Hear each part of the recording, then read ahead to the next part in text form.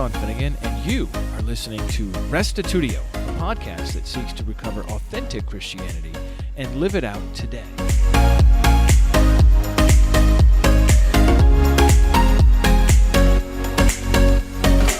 Tragically, many Christians skip over reading the Torah. They focus on the Gospels or Epistles of the New Testament. However, the first 5 books of the Bible contain many rich insights into God's heart and how He asked Israel to live. In fact, it's impossible to understand the rest of the Bible, or even Jesus, without first becoming familiar with the law. This episode will provide you an overview of the Torah's instructions about holiness, sacrifice, justice, and sacred time. Here now is part 6 of Read the Bible for Yourself, How to Read the Law.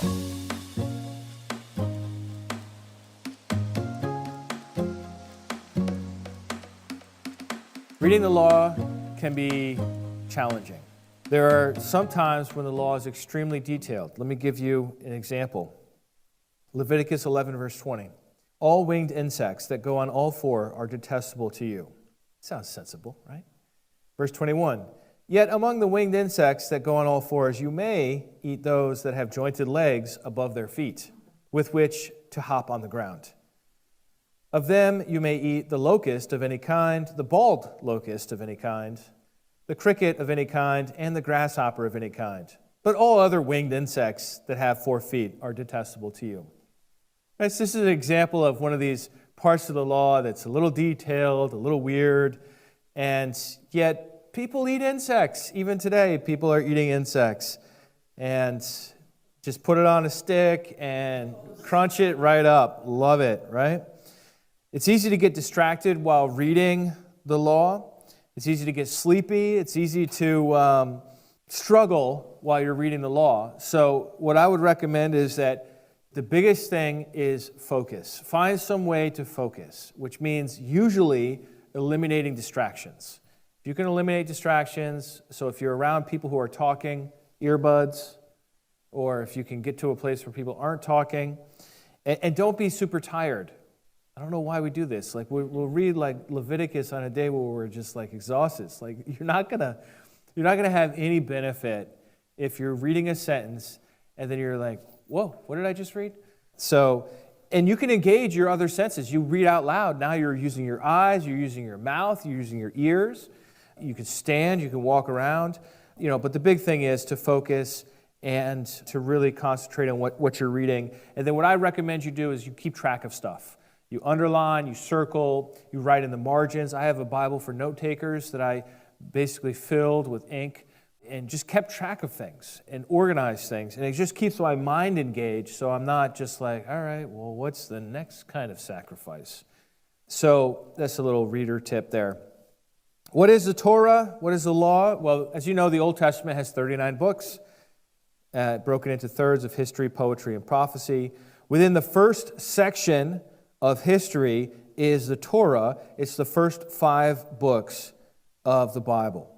Now, this is kind of confusing because the Torah, although it includes Genesis, Exodus, Leviticus, Numbers, and Deuteronomy, there's no actual law or commandments uttered in Genesis.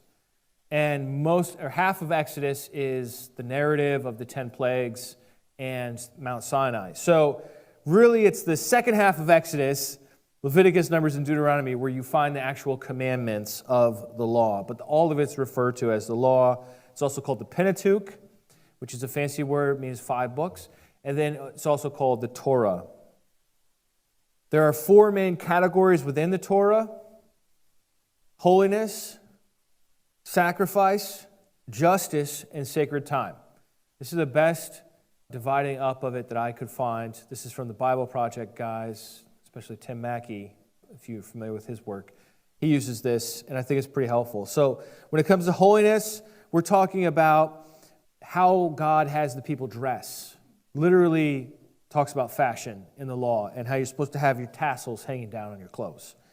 It talks about sexual practices, sex for married people basically, and not married to relatives.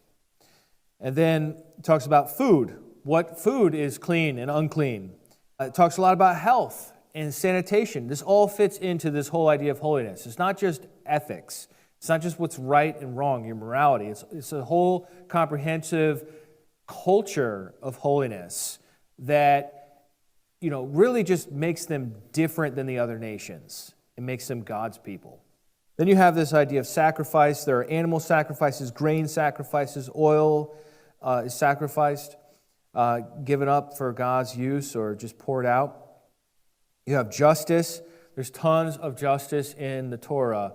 Lots of criminal law, lots of other kinds of law about safety. You have to make a parapet around your roof. That's like a short wall around your roof. That's one of the laws. Why do they have that?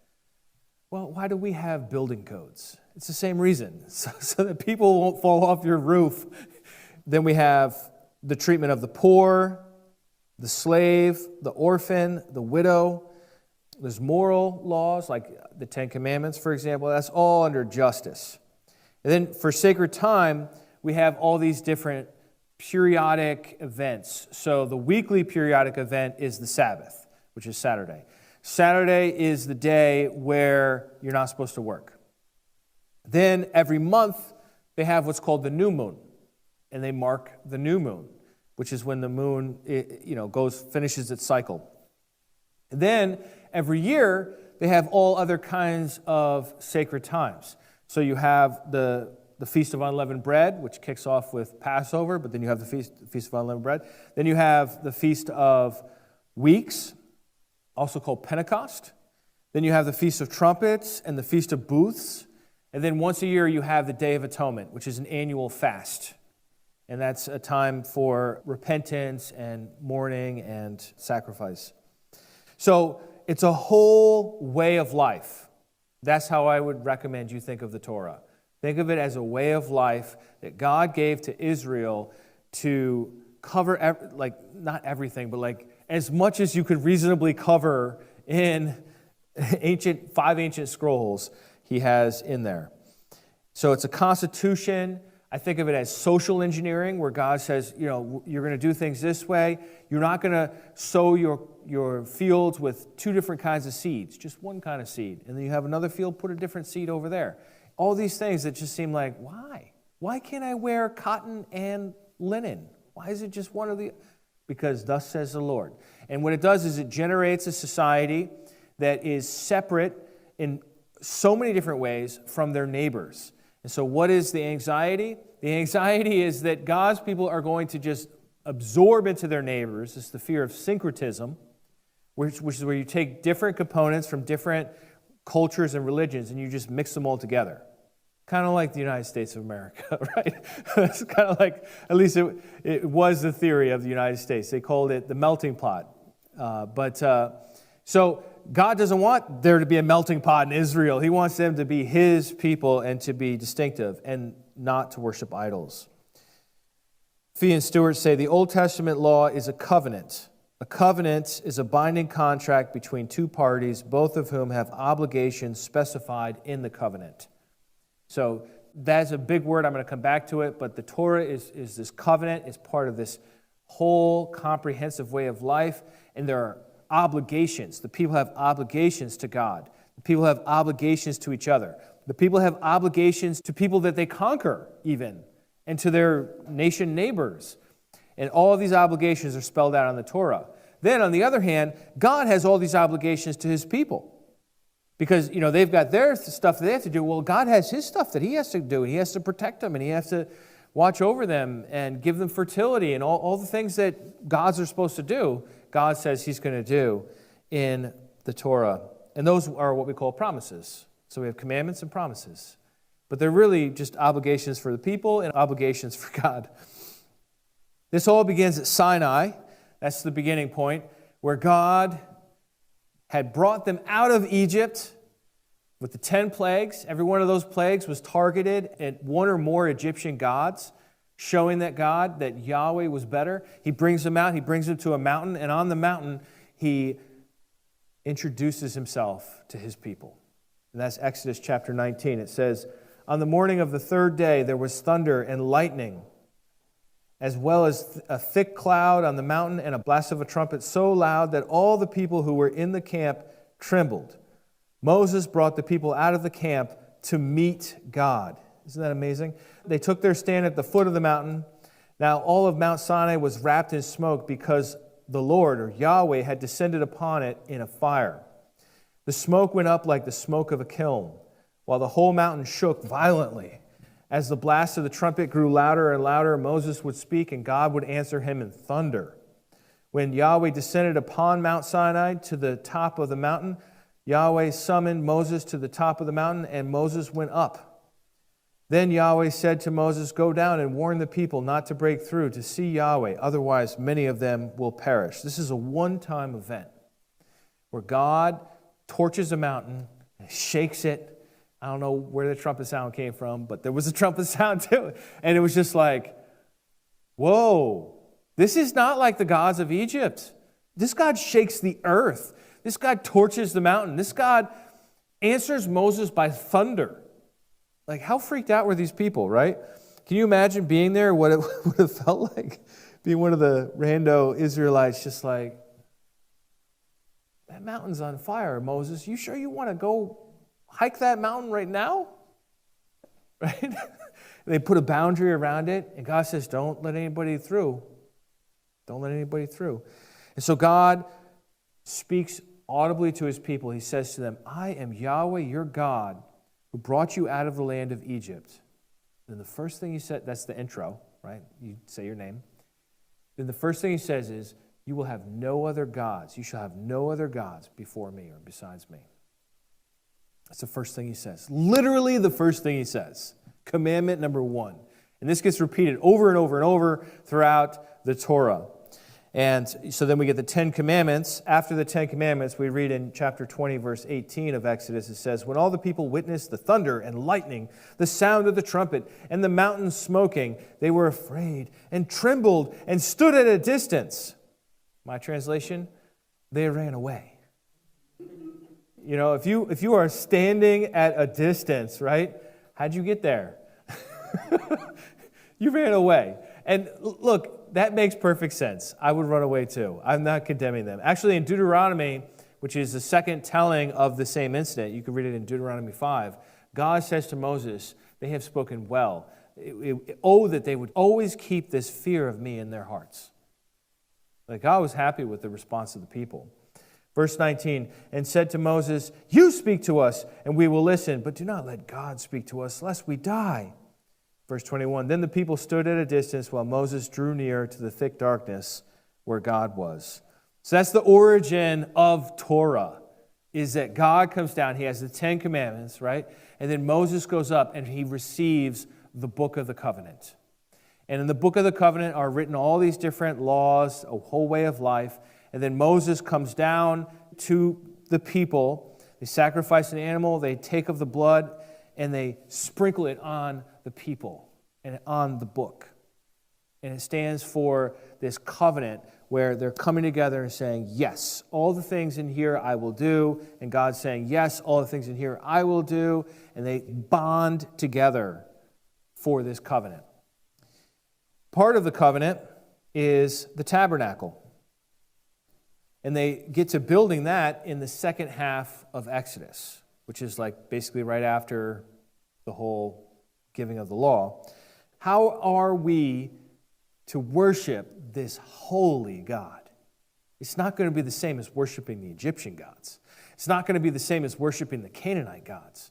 It's not going to be the same as worshiping Babylonian gods or other gods from the Phoenician gods. How are we going to worship this God? How are we going to do it? So God tells them, you're going to build a tent. You're going to build a tent, and it's spelled out in meticulous detail exactly how to do it. What materials to use, how many curtains, how many rings on a rod, everything spelled out beautifully. So you have a tent, and then around the tent you have a barrier, a wall. So now you have a tent and you have a courtyard, and then the barrier around that. The purpose of the tabernacle is that this is where God is going to meet with his people. It's also called the tent of meeting.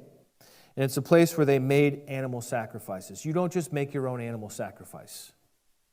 You bring your animal to the tabernacle, and then someone else will actually do the work on behalf of you.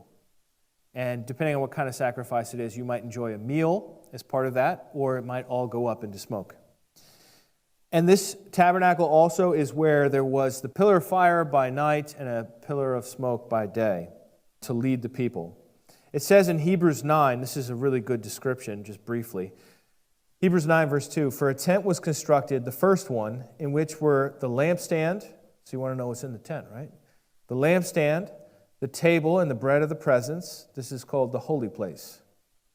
So we got a lampstand and a table with bread on it. Verse 3, "Behind the second curtain was a tent called the Holy of Holies. In it stood the golden altar of incense and the Ark of the Covenant, overlaid on all sides with gold, in which," what's in the ark? Doesn't everybody want to know? "In which there were a golden urn holding the manna, and Aaron's rod that budded, and the tablets of the covenant.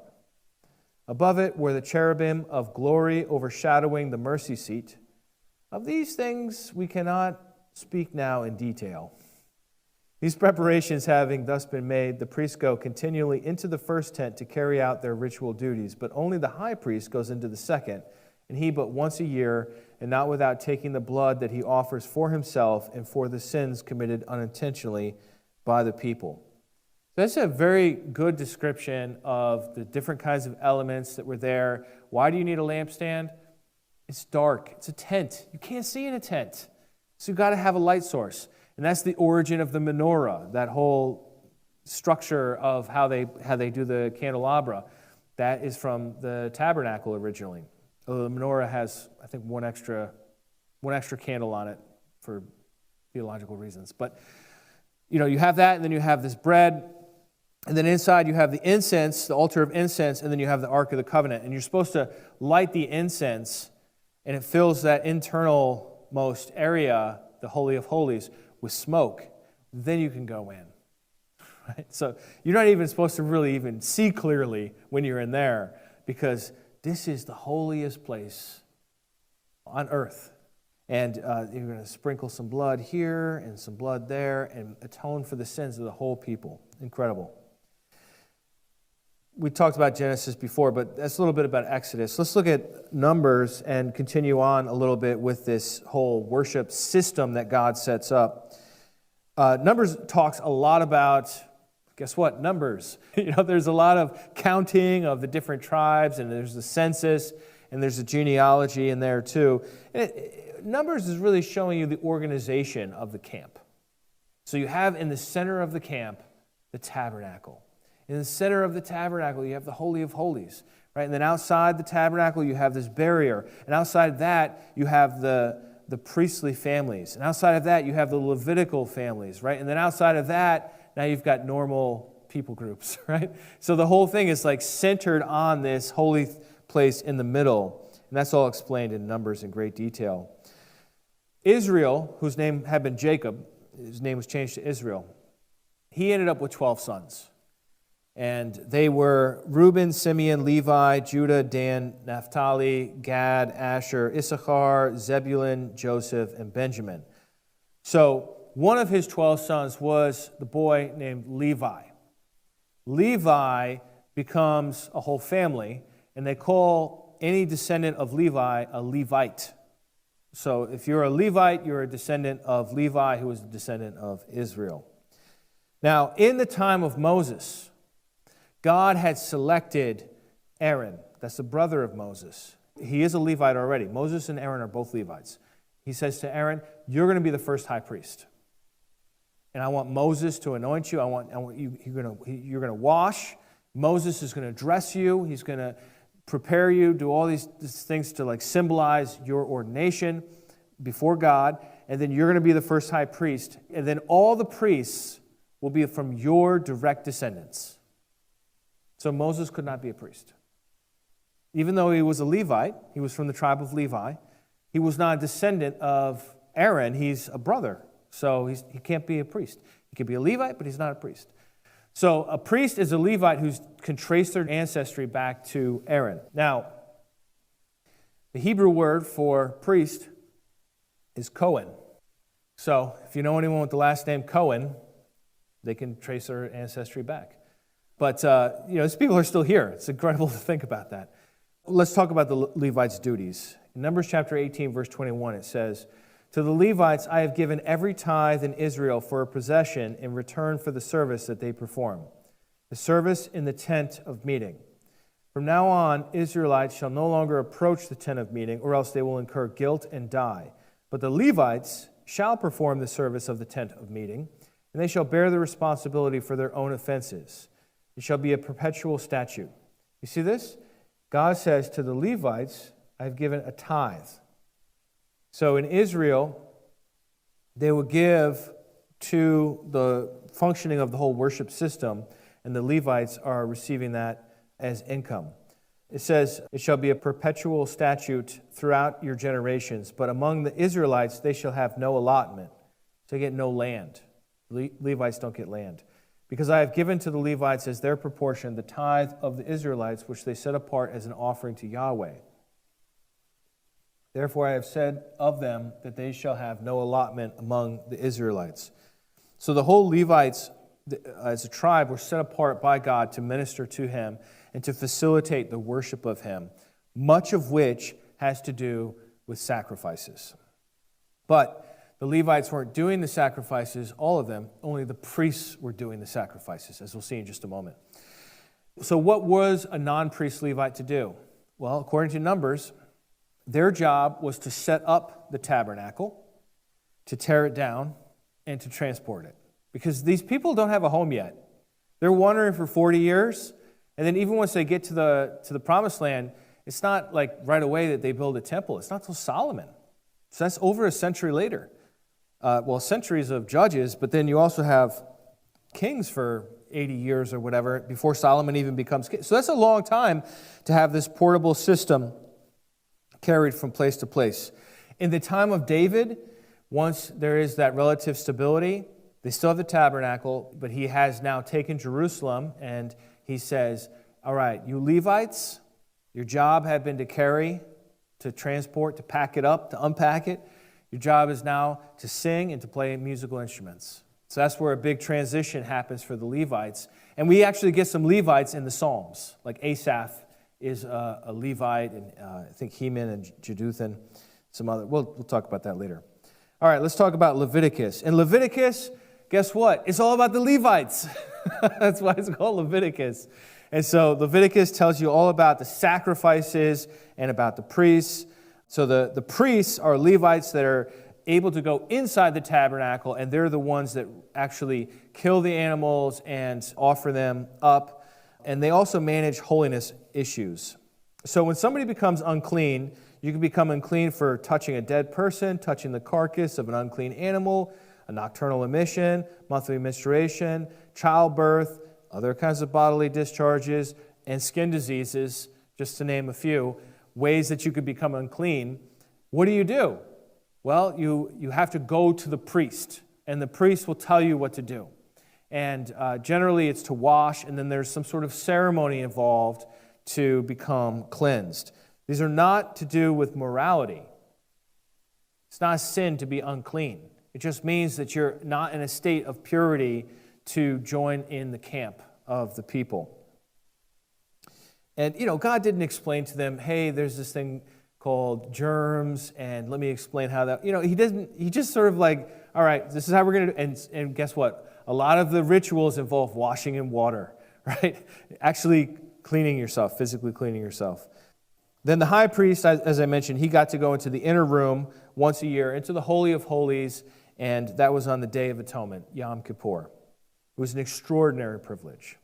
So just to clarify, you have Israel, the nation of Israel, 12 tribes, massive, right?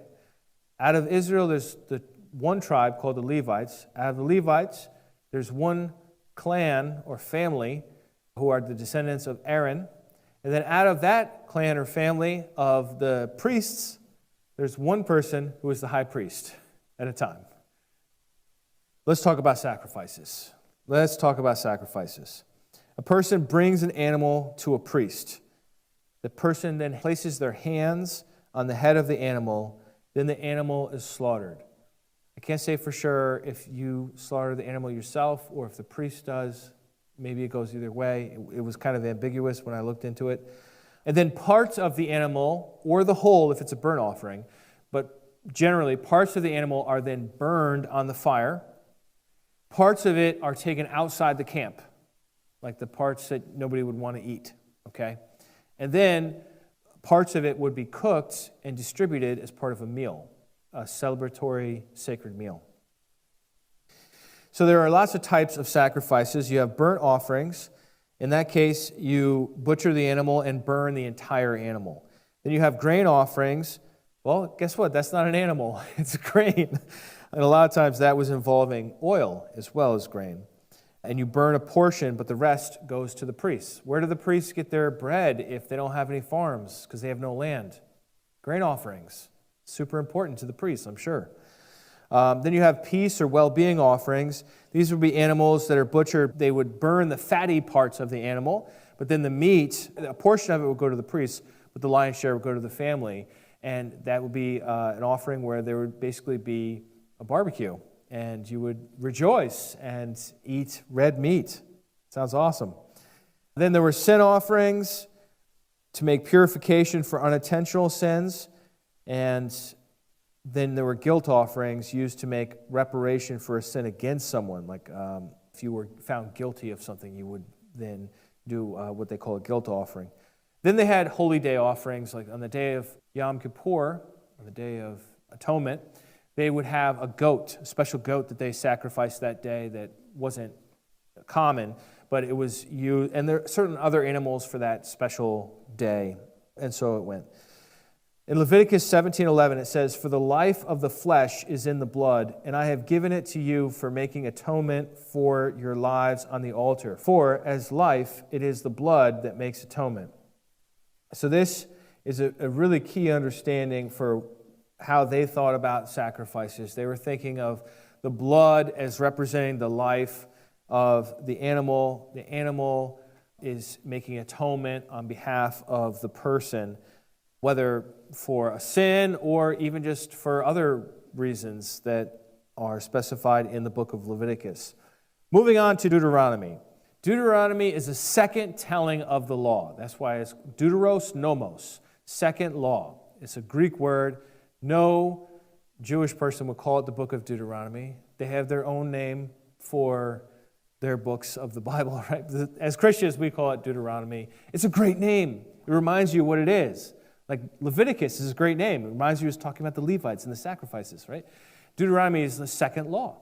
So it's 40 years later. Moses had already come down from the mountain with the book of the covenant, had explained it to the people. They said, we're going to do it.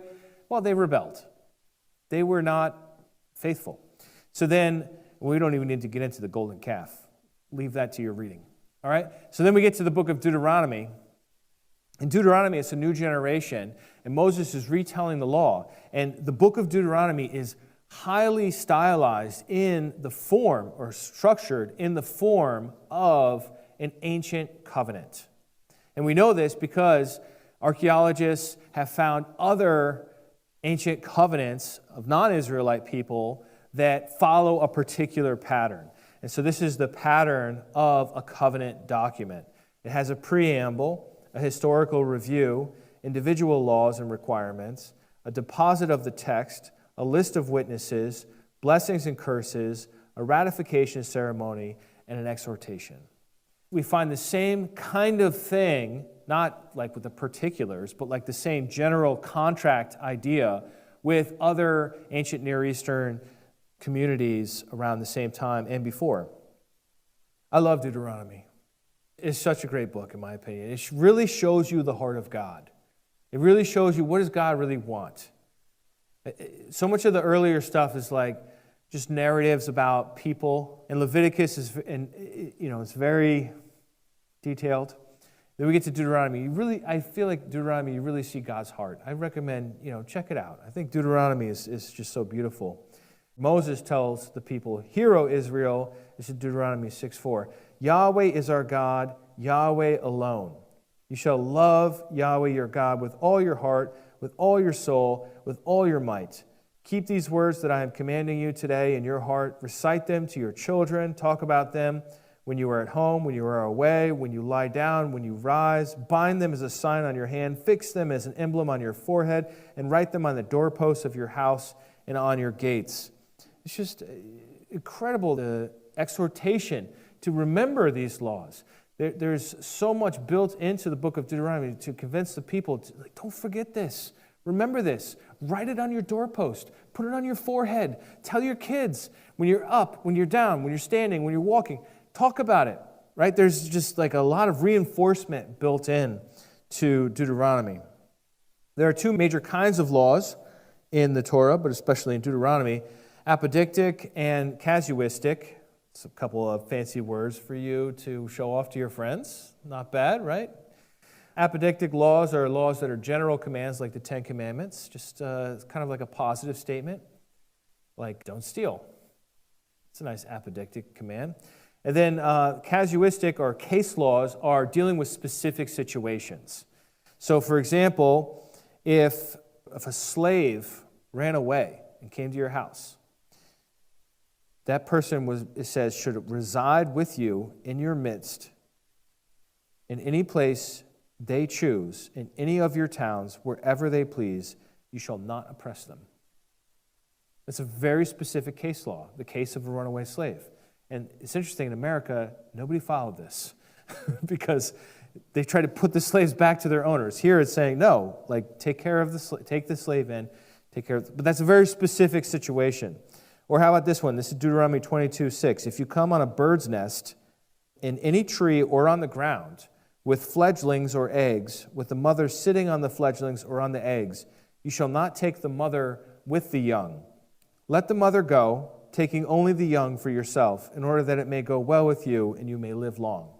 It's a very specific case, right? So that's an example of another one of these case laws. Now I want to kind of broach the subject of dealing with embarrassing or sexist laws, because we live in a very different culture than they did, and sometimes people struggle with this. I believe the law God gave Israel was good. I don't think it was punishment. I don't think it was an impossible thing that nobody could do.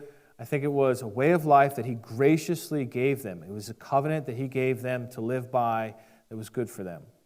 I don't think the proper way to read the law is to think of yourself as like a modern person and then to look at the law and be like, oh, look how backwards that is. I just don't think that's fair for any ancient document. I think what you want to do is read it in light of its own situation, its own setting. And when you do that, it reads totally differently. I'm going to show you an example of this.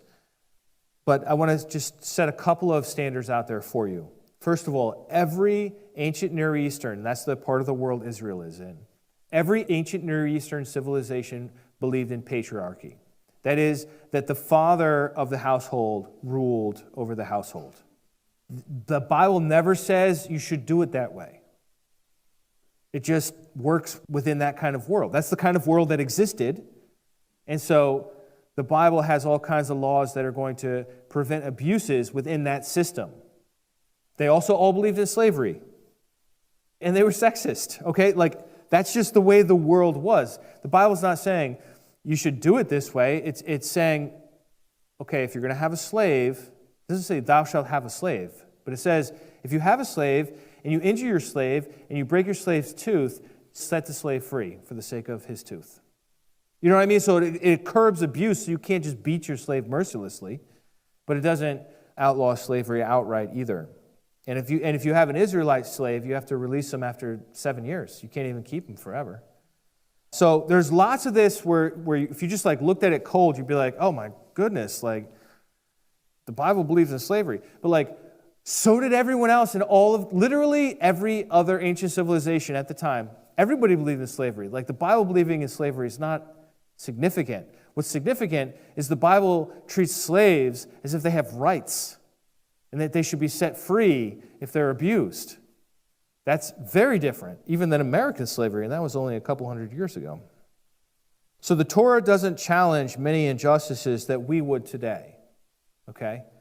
But it does curb a ton of abuses that will happen in that kind of a society and protect the vulnerable.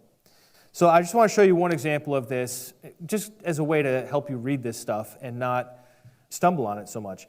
Deuteronomy chapter 21, verse 10. I'm going to tell you right now, this is going to offend you. All right, but I'm going to read it anyhow. It says, when you go out to war against your enemies, and Yahweh your God hands them over to you, and you take them captive, suppose you see among the captives a beautiful woman, whom you desire and want to marry. And so you bring her home to your house. She shall shave her head, pare her nails, discard her captive's garb, and remain in your house a full month, mourning for her father and mother. After that you may go in to her and be her husband, and she shall be your wife. But if you are not satisfied with her, you shall let her go free, and certainly not sell her for money. You must not treat her as a slave, since you have dishonored her. I don't know if that offended you or not. But people read this, they're like, oh my goodness, the Bible endorses taking captives in war and making them marry you. Okay, yes it does. The standard operating procedure for captured villages in warfare was to rape the women. That was standard procedure. I shouldn't say procedure. That was a common response in that scenario. And still is in many recent wars as well. This is incredible. This is like feminist propaganda from thousands of years ago. You can't. What do you mean you can't have sex with your captured woman? Not only can't you sleep with her, you have to make her, in a sense, like not attractive. Like all this business here with shaving her head, paring her nails, taking off and then you're going to live with her, mourning for her parents, giving her space. You can't touch her yet. You give her a whole month. She's got to mourn her parents, mourn her friends. All the men probably died in the battle, or else she wouldn't have been taken captive, I would think. This actually dignifies this person. This says she's not an object, she's not property, she's a human being. Give her her space, and then you can marry her, sure, but you can't just marry her and then ditch her and sell her. You have to give her actual divorce, and a divorce gives her rights. Once again, the ancient concept of divorce gave her a paper. It gave her, well, not a paper, but a document so that she could operate in society. Also, this woman is going to become a member of the covenant community of Israel. She's not going to be treated like a Moabite or a Philistine or an Amorite. No, she's going to be one flesh with this guy, is an Israelite. Her kids are going to be Israelites. She's now part of the whole system of God's people. So it's actually a huge step forward to protect women in this situation, even though by our standards today, it's like, oh my goodness, this is so primitive, this is so bizarre. And so that's kind of, I think, a good approach to take with this stuff. 2 books I want to recommend to you if you are troubled by stuff you read in the law. One is God a Moral Monster by Paul Copan? It's a great book. I read the whole thing. I liked it so much. He has a part 2, which I haven't read yet. But it's a really great book. You can see from the cover that he's got a painting of Abraham and Isaac. This is a major moral issue that people raise today from Genesis 22, the Akedah story of the binding of Isaac. It's really traumatizing this kid. Like, why would God ever ask this? He deals with it. Canaanite genocide. Why is God wiping out its whole entire tribe of people? He deals with it, right? So there's a lot of those kinds of things that us as modern people, we ask that Paul Copan deals with. The other book there is by Dan Kimball, which is called How Not to Read the Bible, Making Sense of Anti-Women, Anti-Science, Pro-Violence, Pro-Slavery, and Other Crazy-Sounding Parts of Scripture. So if you're looking for resources on this, I would say those are both good. Now, let's talk about when you're reading the law, should you apply it to yourself? I want you to avoid 2 extremes. One is thinking the law applies to everyone today. Even if you were an Israelite, you don't keep most of the law. Because a lot of it is, like if you're a woman, a lot of it is for men. And if you're a man, a lot of it is for women. And if you're not a priest, guess what? You don't need Leviticus at all, because that's for the priests. There's a lot of things that can't be done at all because there's no temple, right? So nobody keeps all the law. No, they say there's 613 commandments in the law. I don't know, I never counted. But nobody's keeping all 613. So thinking the law applies to everyone today. Now, we as Christians also believe that because of what Jesus has done, he has brought the old covenant to an end and brought in a new covenant. So we would say, well, it's not even my covenant. I actually met an Orthodox Jewish lady once, and I asked her, I said, I'm Irish, Italian, like, should I keep the law? And she said, no. Why would you keep, you're not Jewish, why would you keep the law? That's the weirdest question anyone was. I'm like, all right, so just to confirm, you're an Orthodox Jew? She said, yes. I said, you keep the law? She said, yes, absolutely. But I don't keep the law. She said, right, you got it. Simple as that. So even if you're an Orthodox Jew, you don't think that Gentiles should keep the law today. It's not going to hurt you, okay, just for the record. I'm not going to condemn you if you want to rest on Saturday and not eat shrimp. Whatever. You do you. But I'm just saying, don't put it on the rest of us that we also can't eat bacon or work on a Saturday. So the one extreme is thinking the law applies to everyone today, and the other extreme is thinking that it's entirely irrelevant, you don't need to read it. Those are extremes. I encourage you to avoid both of them. Let me give you 5 reasons why the law matters, and then we will conclude. Number 1, the Torah teaches you who God is. Look, this is worth it. Even if this is the only reason why the law is valuable, understanding who God is, you're supposed to be in a love relationship with this God.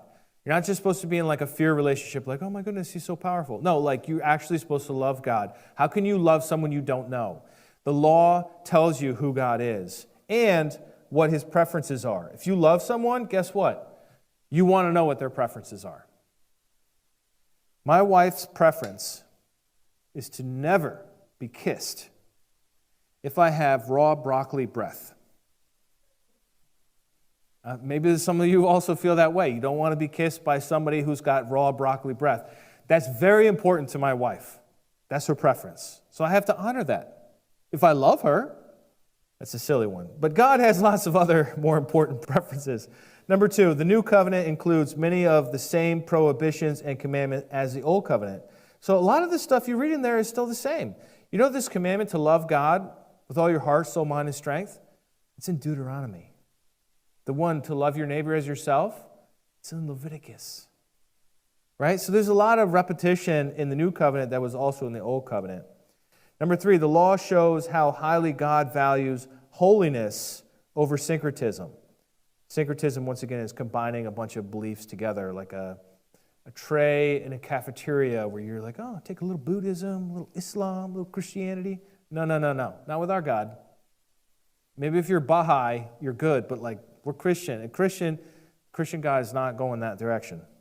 Number 4, understanding the Pentateuch is necessary for understanding the rest of the Bible. If you want to understand the rest of the Bible, you've got to read the Torah.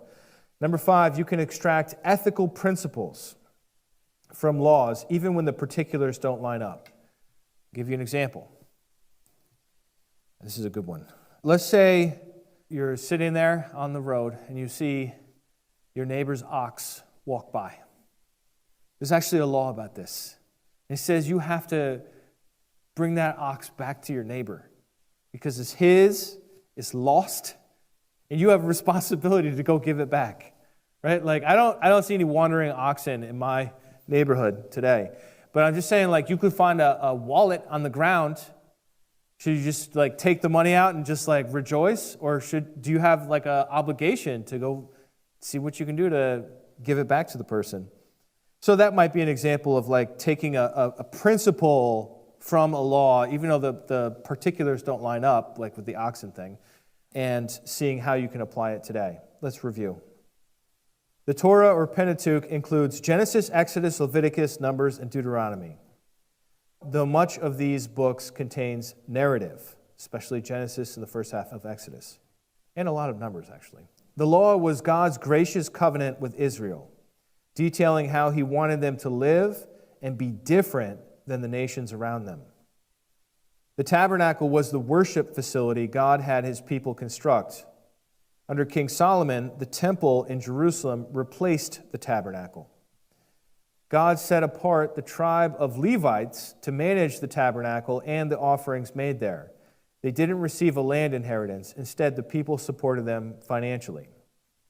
God set apart the priests, a subset of the Levites, to manage the sacrificial system, maintain holiness, and cleanse those who became unclean. The high priest was the only one allowed to enter the Holy of Holies in the tabernacle on the Day of Atonement, Yom Kippur. Deuteronomy contains the clearest expression of the covenant God made with Israel, updated for the second generation. Although some of the laws contained in the Torah seem backward or offensive to us, they limited abuse and protected vulnerable people amid a patriarchal and unequal society.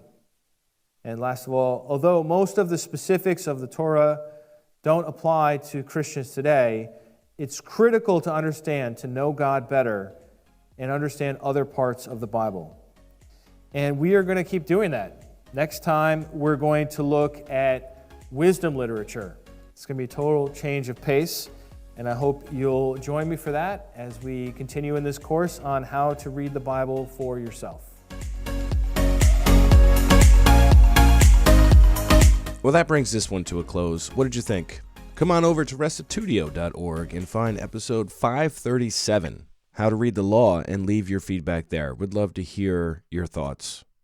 On episode 3, How to Read the Bible in Context, Main Point Ministries wrote in, overall great lesson, but totally disagree with Sean on the dietary laws. He says that Christians should not abide by them, and the majority agrees with him. However, the majority of Christians believe in the Trinity, and yet he rejects the Trinity. So the majority isn't a barometer of truth. Yes, those specific dietary laws were given to the ancient nation of Israel, but also were the Ten Commandments, and I'm sure he has no problem with Christians keeping those. So the same is true for the dietary laws.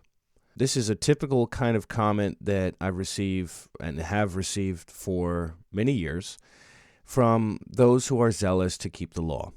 And first I want to start by saying, if you want to keep the law, go ahead. Have a blast. The law is a great system. It's got many wonderful components to it, and it will keep you out of trouble in a lot of ways. And I'm incredibly pro-Torah in the sense of recognizing that the Torah, or instruction of God, is God's gift to the nation of Israel. And so I have no problem with anyone that wants to keep the law. I would not forbid you from keeping the law. If you want to rest on Saturday, go ahead and rest on Saturday. If you want to wear tassels, wear tassels. If you want to stop trimming your beard, stop trimming your beard. Whatever. I believe we have freedom in Christ to do or not do whatever aspects of the law we choose to do or not do. However, what this person is doing is much akin to what Paul's Judaizers, those who were tracking Paul from village to village and infiltrating his churches, telling the believers there, the Gentile believers there, that they needed to get circumcised and be taught to keep the laws of Moses. This was dealt with in Acts chapter 15. I don't know why in Christianity there is such confusion about this. In Acts 15, it's very clear that the Gentiles do not need to keep the law. And Paul was very pleased to receive that letter and to distribute it to the churches. I believe that the New Testament doesn't even stop there. I think it goes even further than that, which, I won't press at this moment. I will say simply this. If you don't want to eat the unclean foods of Leviticus 11, that's your prerogative, so don't eat them. But the problem that I see is when pro-Torah people start condemning other Gentile Christians for not keeping the law that God gave to Israel and thinking that they are under that covenant. Now, this commenter makes two main points. The first main point is that I said that the majority of Christians agree that we do not need to keep the law of Moses. And he points out that this is an invalid reason to do something. Popularity is no guarantee for truth. I'm going to go ahead and agree with him on that. Just because the majority of Christians believe something doesn't mean it's true. So I'm going to go ahead and just grant that point. But then he comes in with his own argument. And his argument is that because I don't have a problem with the Ten Commandments, therefore we should keep the dietary laws. I kind of want to grant this argument as well. but respond by saying, I don't think we need to keep the Ten Commandments. I think the Ten Commandments are the preamble of the law, the book of the covenant, and that the Ten Commandments were God's instruction to Israel, and that is how they were told to live. And I say that because I think we need to be consistent here. And we are not told in the New Testament we should keep all of the Ten Commandments. What we are told is to love God and love our neighbor as ourselves. There is no commandment in particular regarding the Sabbath in the New Testament that lines up with the fourth commandment of the Ten Commandments. So I think I'm just going to grant both points to Main Point Ministries. So nice job, but it doesn't dislodge my overall position whatsoever. The reason why I believe the law is no longer applicable to Christians today is not because of the majority of Christians believing that. It's because of reading the books of Galatians and Romans and Hebrews. And I think it's very clear in those books, and I won't go through all the verses here with you at the end of this episode, but I think it's very clear in those books that the law is not required for Christians to hold to today. And I would even further make the case that it's also not required for Jews if they believe in Jesus. And on that point, some people might disagree with me. Some of that depends on your reading of the book of Acts, especially the ending part of the book of Acts where Paul is seen, in my opinion, to compromise, and in other people's opinion, to basically undermine Galatians and some other scripture. So that's kind of a technical discussion. We don't really need to get into that. But my reason, once again, for not believing the dietary laws are applicable to all Christians today is because, one, God made that covenant with ethnic Israel. And if you're not an ethnic Israelite, then guess what? That covenant's not for you. Now, we have been grafted into the promises of the patriarchs, as it says in the scriptures, but not into the covenant. We have our own covenant with God through the Messiah, Jesus Christ, and through his sacrifice for our sins. And this is a different covenant than the old covenant. It's not just that we were added into the old covenant, or else in Acts 15, they would have told the Gentiles, you do need to keep the law. Why wouldn't they just tell them to keep the law if they needed to keep the law? They told them they didn't need to keep the law. So what gives? Well, the early Christians understood that to become saved and to become part of the family of God does not mean that you need to keep Torah. You can keep it if you want. You cannot keep it if you don't want. And then on the point with the Ten Commandments, I would just agree with this commenter that Christians are not required to keep the Ten Commandments. I know that they're incredibly popular in America in particular, but also other countries. And they have a lot of wisdom and insight into them. But I think if you affirm the Ten Commandments, you're also affirming resting on Saturday. And most Christians don't do that. So I agree there's an inconsistency there. I would say the Ten Commandments are the preamble of the Old Covenant. Christians are not under the Old Covenant. So therefore, Christians don't need to keep the Ten Commandments. Now, does that mean Christians are allowed to worship other gods? No. It's very clear that Jesus said that the Father is the only true God. John 17:3. It's very clear that we are not to worship idols or to even participate in food sacrificing rituals and eating rituals for those gods. See 1 Corinthians 10. It's also the case that we are to love God, which means not carrying or bearing his name in vain, and so on and so forth. And we're told to honor our parents and that we should not kill, because that's obviously not loving, and we should not steal or lie or covet. But when it comes to the Sabbath, we don't find a clear command on that in the New Testament. Now, I'm just going to be real honest with you. As it turns out, I do keep the Sabbath. I know. I'll just blow your mind there. I do keep the Sabbath. I work 6 days a week. I work Sunday through Friday, and then I don't work on Saturday. Now, sometimes I do break the Sabbath in the sense of working on Saturday, but then I really struggle with burnout because, let's face it, a 12-day work week is brutal. And I think God knew what he was talking about. Now, I'm not keeping the Sabbath because I think you have to. I'm keeping it in the sense of just not working my job. I'm not doing any specific rituals or spiritual practices on Saturday, but in all honesty, I'm not working my job on Saturday. I do it because of the pattern I see in Scripture, and because if I don't take a day off, I burn out, and I've come so close to burning out so many times, it's not even funny. So I am actually pretty strict about not working on Saturday. I don't go to the church on Saturday. I don't take appointments on Saturday. If there's an emergency, I will be there. Just like in ancient Israel or even modern Jews, if there's an emergency, they will make an exception on Saturday. So I don't know if that went the way you were thinking it would, but those are my thoughts on the law. Very pro-Torah, but I don't think it's necessary for Christians to keep today. If you want to know more about what the Bible says about this and really get access to the full case for why I think you don't need to keep the law, check out my class on YouTube called New Covenant Theology. And this is a class I co-taught with Dr. Jerry Weirwell, and we really laid out the case of a covenantal understanding of interpreting Scripture. But in the process of doing that, we also did a couple of episodes on why Christians don't need to keep the law today. So at some point, I may put that out on Restitutio. I may not, but it's already out there on YouTube if you want to take a look at that course.